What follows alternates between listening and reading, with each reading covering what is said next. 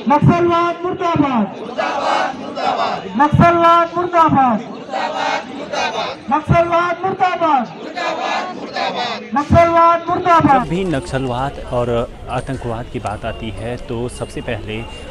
मोदी सरकार पहले में होती है, क्योंकि यहाँ पर बात आती है नक्सलवाद की तो छत्तीसगढ़ का बस्तर एरिया एक ऐसा क्षेत्र है जहाँ पर नक्सलवाद लगातार फैलते जाता है। इससे पहले भी कांग्रेस की सरकारें रही हैं जहाँ पर लगातार उन सरकारों ने भी कहा है कि हमने नक्सलवाद खत्म कर दिया है, पर हालात ऐसे हैं कि आज भी उन लोगों को इसका सामना करना पड़ रहा है। आप मेरे पीछे देखेंगे कि जिस तरह से लोग यहाँ पर दिखाई दे रहे हैं कि दिव्यांगजन आपको दिख रहे होंगे जो नक्सलवाद के शिकार हुए हैं, और तमाम ऐसे लोग हैं जिन्होंने बताया कि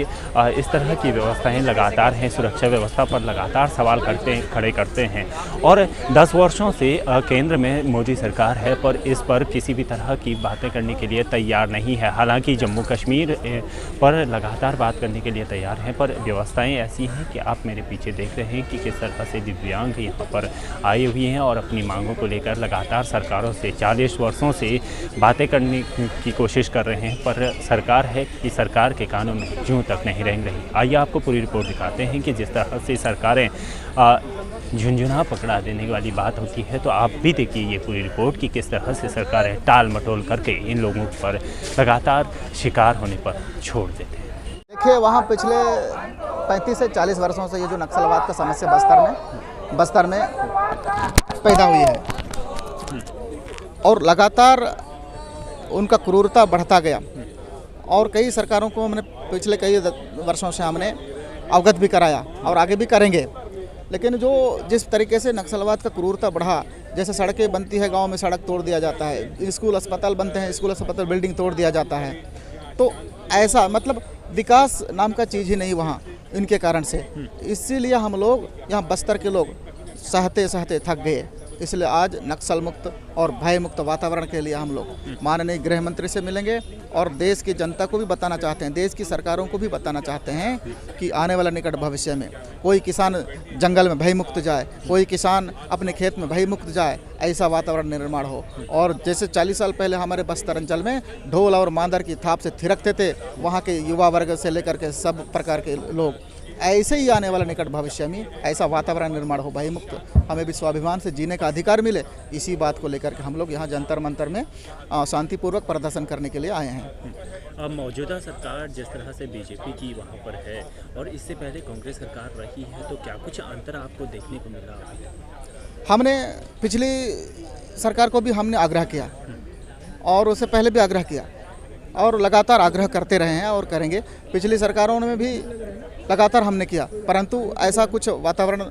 हम लोगों को अच्छा से मिले, ऐसा वातावरण नहीं मिल पाया। परंतु हमें एक उम्मीद जगह है, अभी देश का गृह मंत्री अच्छे बड़े बड़े जो काम किए हैं, इस हिसाब से हमें उम्मीद लगा कि हो सकता है हमारे लिए भी वो कुछ काम कर जाए, बस्तर को अच्छा भयमुक्त वातावरण निर्माण कर दें, कुछ अच्छा हमारे लिए कुछ कर दें। ये आशा के साथ हम लोग यहाँ दिल्ली में आए हैं। गृह मंत्री की बात आपने की, बड़े बड़े काम उन्होंने किया जम्मू कश्मीर को लेकर, लगातार वो बात करते हैं, पर नक्सलवाद के मामले में अगर छत्तीसगढ़ आता है तो छत्तीसगढ़ की बात क्यों नहीं करते हैं? हमारा आग्रह यही रहेगा, यही, क्योंकि छत्तीसगढ़ का जो बस्तर का जो नक्सलवाद है वो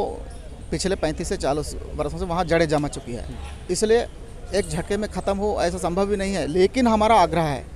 कि आने वाला निकट भविष्य में जो हमारा समाज है इस तरह का प्रताड़नापूर्वक जीवन भय